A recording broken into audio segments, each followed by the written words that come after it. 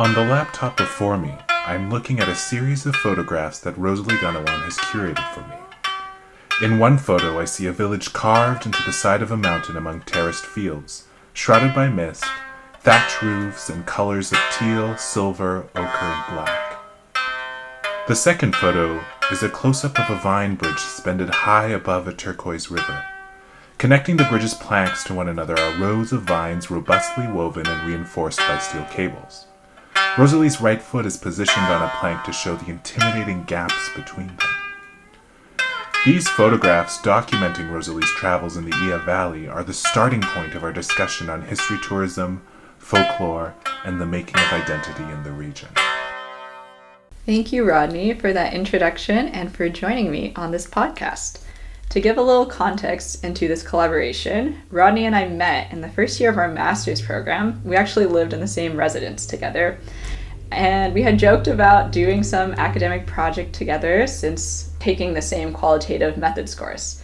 So even though our research subjects are wildly different, it's really nice to see that pipe dream come to fruition, so to speak. Rodney, perhaps we could start with you positioning yourself for our listeners? I'd absolutely love to do that. Thank you so much, Rosalie. And likewise, it's a dream to have the opportunity to be able to collaborate with your friends on projects.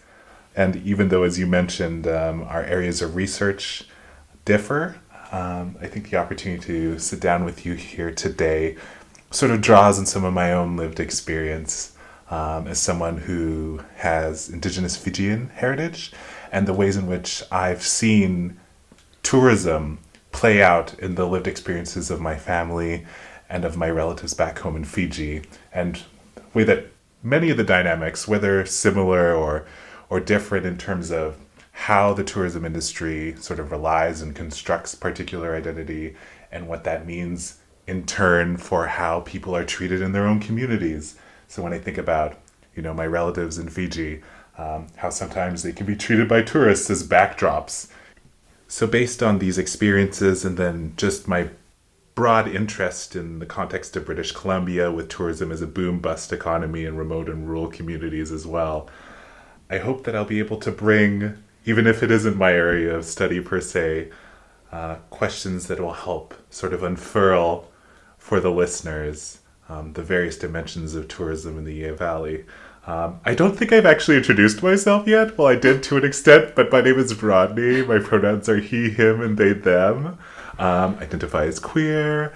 And I just recently wrapped up my master's at the University of British Columbia on the unceded homelands of the Musqueam, Squamish, and Tsleil-Waututh peoples. And I focused on the mental health experiences of queer youth navigating COVID-19. So that's a little bit about me. And now that we know a little bit about me, perhaps, Rosalie, you can let our listeners learn a little bit about you. That was lovely, Rodney. Thank you, and congratulations on finishing your master's. Thank you so much. It took such a long time and it was so hard. I can relate. I am in the third year of my master's, where I'm in the Department of Anthropology here at the University of British Columbia, and I study tourism and community revitalization initiatives in rural Japan, specifically in Tokushima Prefecture, and how those tourism initiatives help shape regional and national identity. My research interest was shaped by the 3 years I spent living and working in Katsura, which is a town which is located in Tokushima Prefecture, as an assistant language teacher in between my degrees. So yeah, my interest in this particular topic in the Iya Valley was shaped by that time as well, and I've visited Iya many times while I was living in Katsura. And like Rodney, I can definitely relate to a lot of what he said about tourism impacting home communities. I grew up in Anchorage, Alaska, and tourism makes up a large part of the Alaskan economy. So yeah, growing up, you often have outsiders visiting Alaska who have a very exotic image of the state, which is in stark contrast to the way that Alaskans who grew up there view it. And my mother's side of the family is Chinese Indonesian, and so I also grew up visiting Indonesia as a child.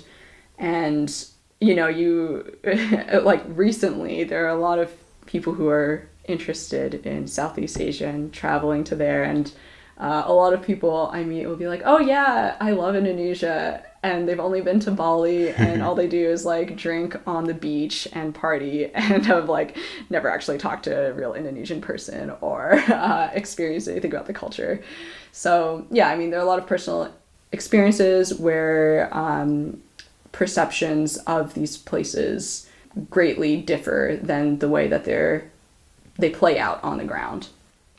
So to properly begin, Rosalie, can you introduce us to the Iya Valley? Yeah, so the Iya Valley is a region located in Tokushima Prefecture, kind of on the western end in a valley, as evidenced by the name. Tokushima is one of 4 prefectures on the island of Shikoku, which is in western Japan. So the Iya Valley is now a part of the Miyoshi district since the village mergers in 2006. And it used to be made up of 2 separate municipalities of East Iya and West Iya.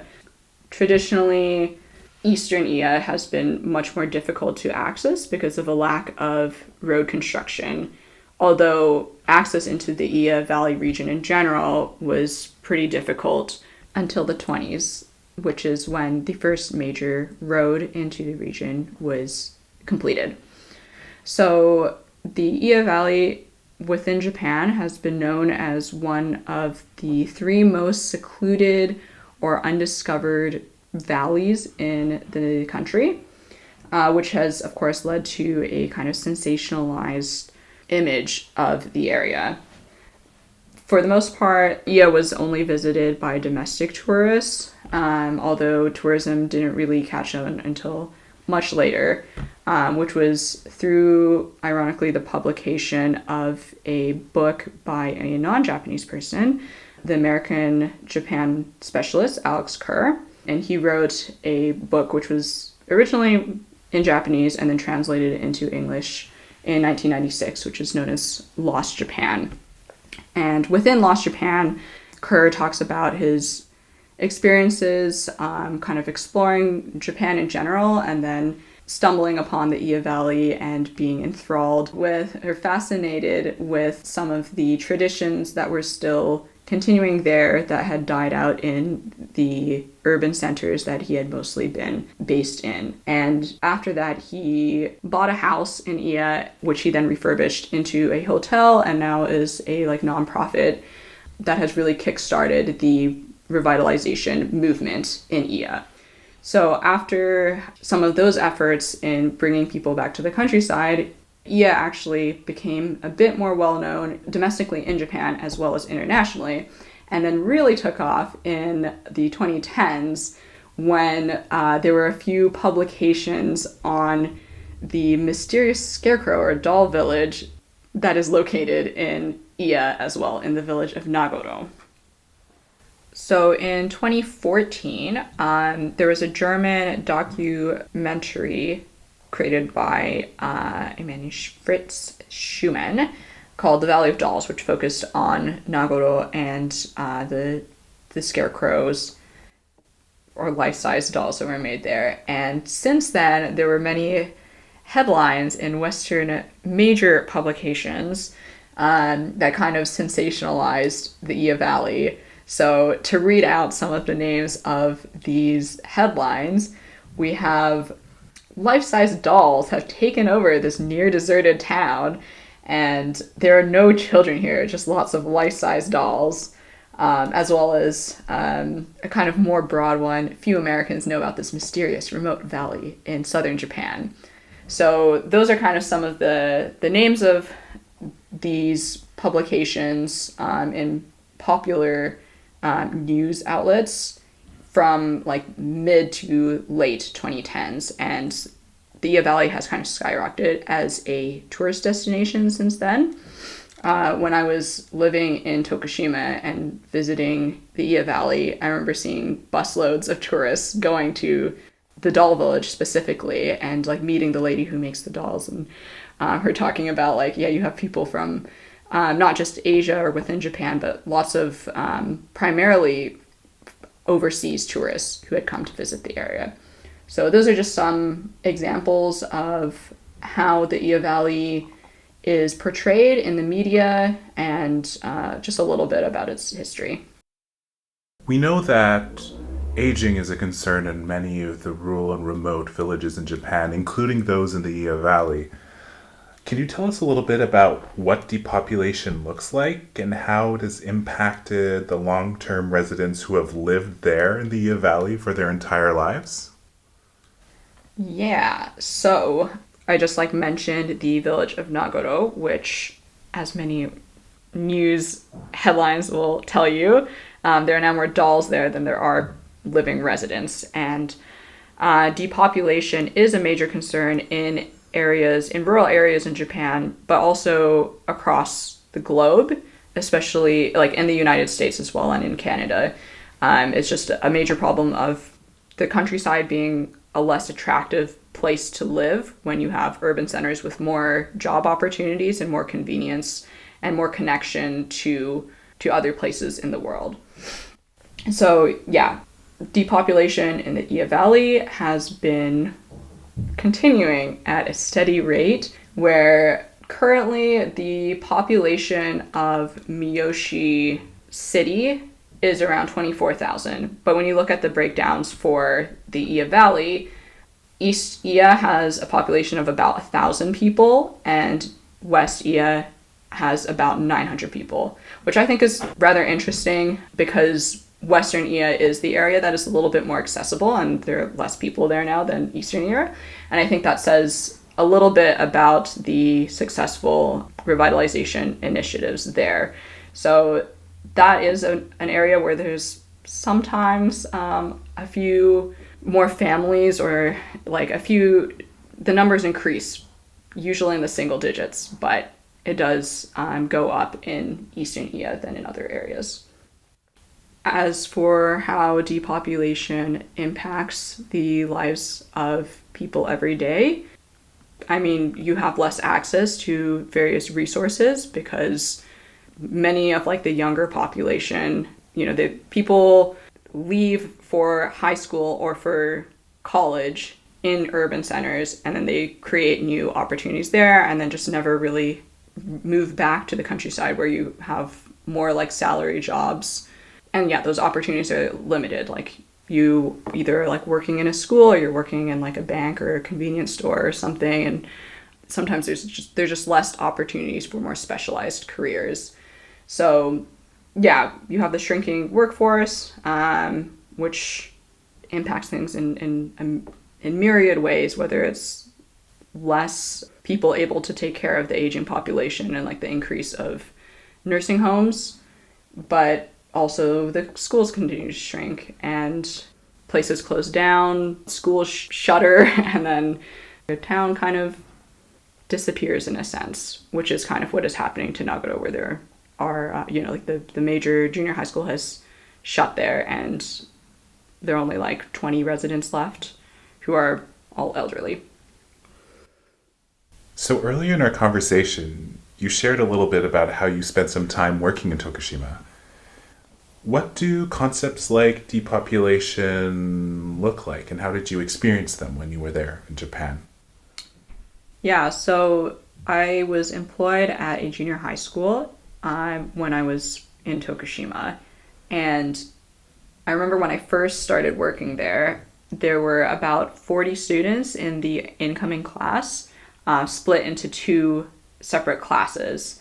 And by my final year, after 3 years there, the incoming class had dropped to about 30 students, and we're now together into one class. And it seemed likely that given the classes at the other elementary schools that would come feed into the junior high school, that all future classes would become one class from then on. So even within 3 years there, yeah, you see that decrease in the young population there. Kind of generally, it seemed like the sentiment was like, yeah, like this is a really beautiful area, and it would be really sad to lose some of those traditions and to lose the community and people who live here, and for it to kind of vanish out of human use, at least.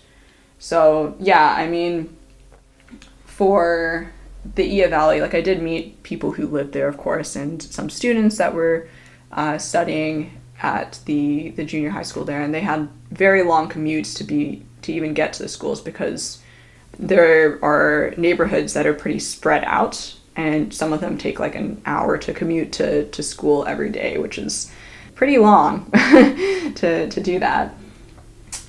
Yeah, and they all seem pretty invested in the community renewal efforts.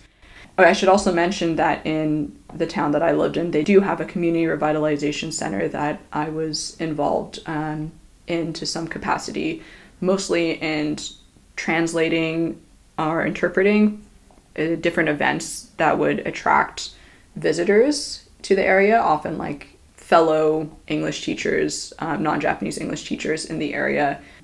And some of the other events were kind of targeted towards the increase in tourism, which also coincided with, the increased tourism aims for Tokyo 2020, which have since kind of died down since Japan has closed its borders and not reopened them for individual tourists.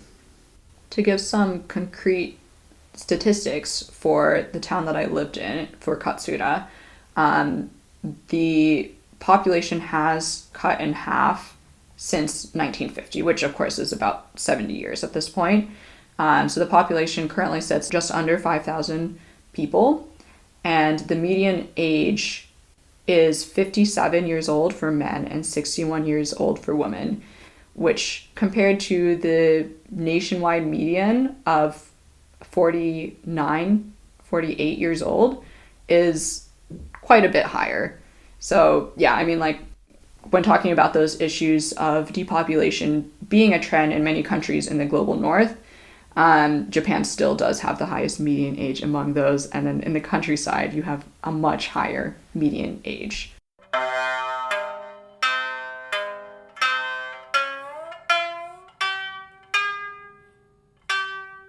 Thank you, Rosalie. Now that you've sort of helped paint the picture of what depopulation looks like in the Iya Valley, can you maybe tell us a little bit more about tourism and what specifically history tourism is and what it looks like in the Iya Valley? Yeah, so history tourism is kind of broadly defined as tourism to historical sites or heritage places, kind of to reconnect with history and experience the past in some way or another. So that can take the form of visiting different museums, visiting sites of historical events, or viewing historical relics as material objects. Can you share with us some specific examples of what this looks like in the Iya Valley? So in the Iya Valley, many of the sites are related to the Heikei clan.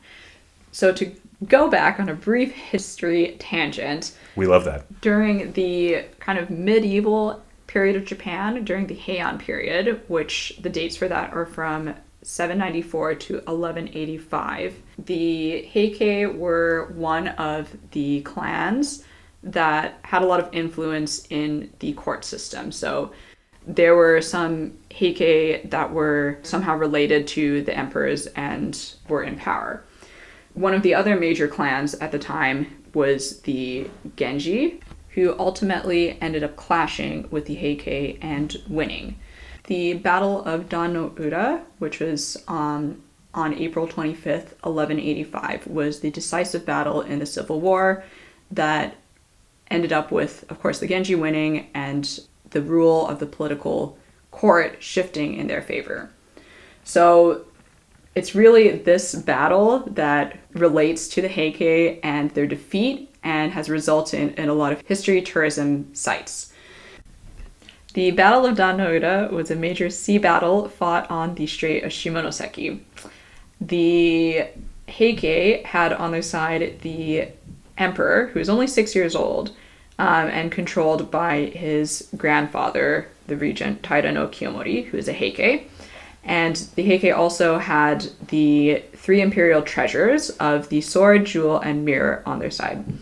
So they were fleeing on the sea, on the water, and came to fight with the Genji.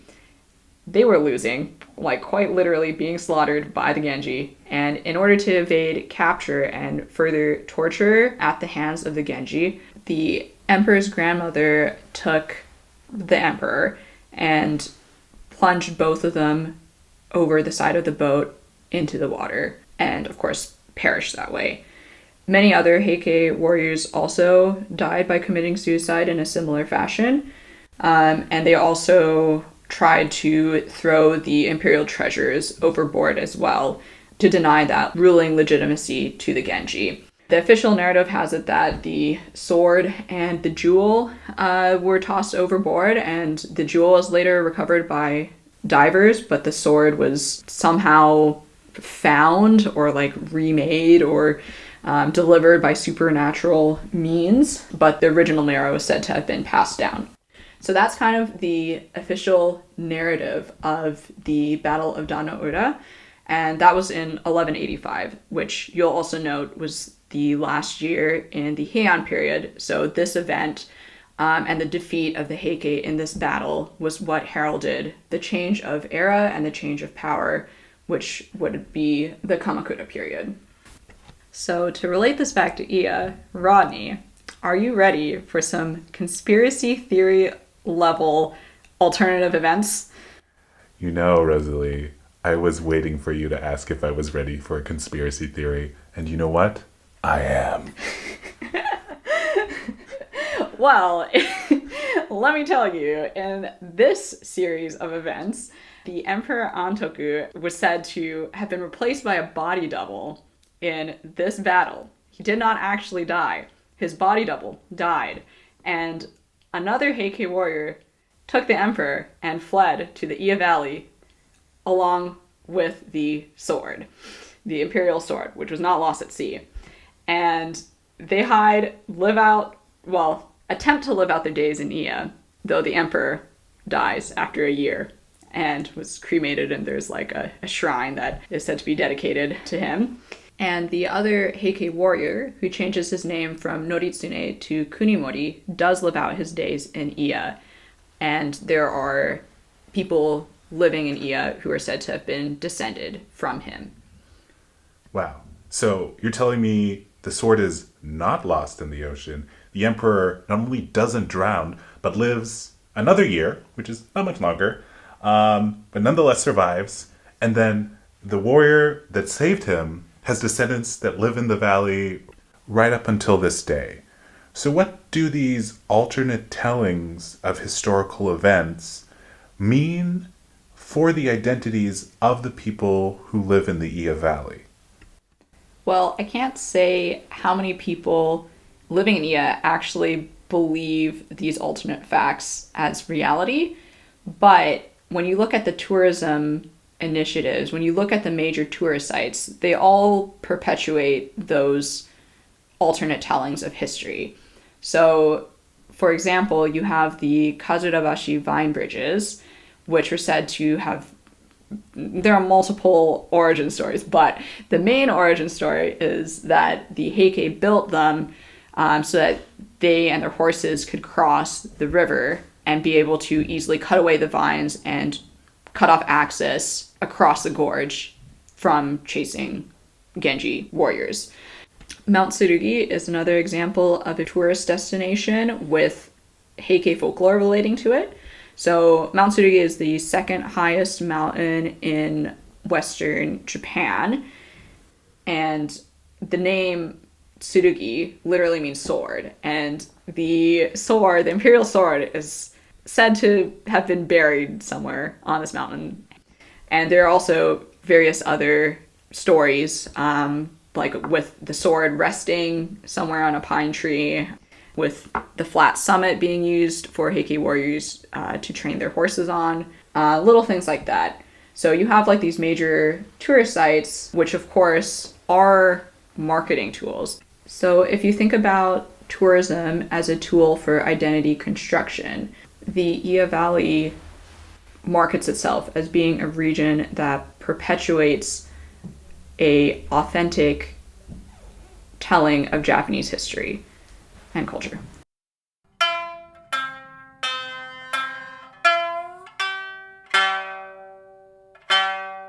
Okay, so Rosalie, I know that we were going to talk about folklore.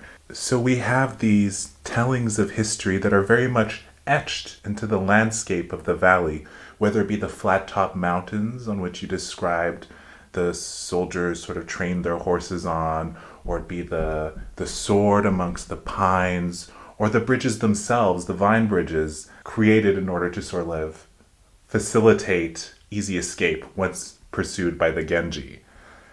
So all these kind of stories, would you describe them as, perhaps if one were to sing it, this is what folklore is made of? I'm going to pretend that you did not just sing in our very serious academic podcast. I make no apologies. But also essentially, yes. Folklore, kind of defined in its broadest sense, is the transmission of various legends, tales, oral history. So information that is not passed down through a formal narrative. So to me, this sounds like folklore allows for a kind of pocket to allow for regional self-determination in the face of hegemonic tellings of identity that would otherwise be informed by how the Genji sort of experienced and wrote about that period. So, based on that, what role does folklore play in how the Iya Valley constructs history tourism for visiting audiences? Well, by capitalizing off of various aspects of folklore for tourism purposes, it is essentially continuing those narratives in a more substantial or official narrative.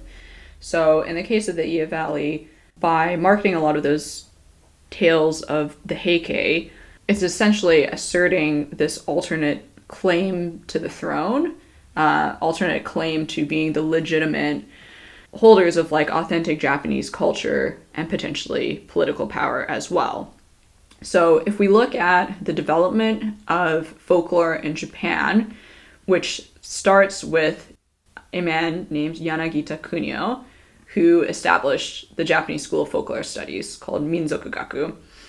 Yanagita Kunio was trained in law and then employed in the Department of Agricultural Administration, where he was sent to travel to the countryside.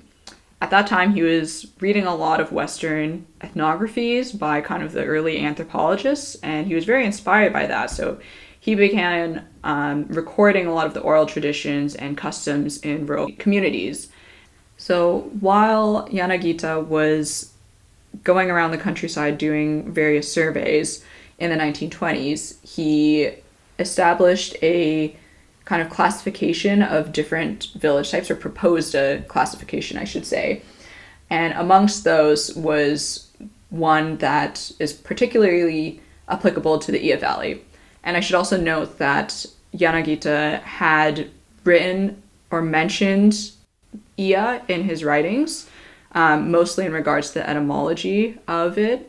So Iya, the Chinese characters for Iya translate to ancestor valley, and he basically noted that the characters were probably chosen to match the pre-existing pronunciation of the area, which like the meaning also probably was rather attractive. And I think, thinking of it as like ancestor valley with thinking of the folklore relating to the Heike in the area is also particularly interesting to choose to kind of identify with that in a formal sense in writing. But also, going back to the various classifications of villages, the one that he proposed, or one of the ones that he proposed, was the classification of onden, which translates to hidden field. So he said that the characteristics of an onden were that they are founded in the Ashikaga period, which is from 1336 to 1568. So founded during that time frame by groups fleeing enemies, and then prohibited during the Edo period from 1603 to 1868. Onden were also characterized by the village leader's independent spirit, however you would characterize that as being. But when you look at the history of the Iya Valley, you have the Heike fleeing the Genji and establishing in this area. And also there was like a history of villagers refusing to pay taxes to the national government and just like evading contact. And of course you have that independent spirit of continuing to pass down this kind of alternate history.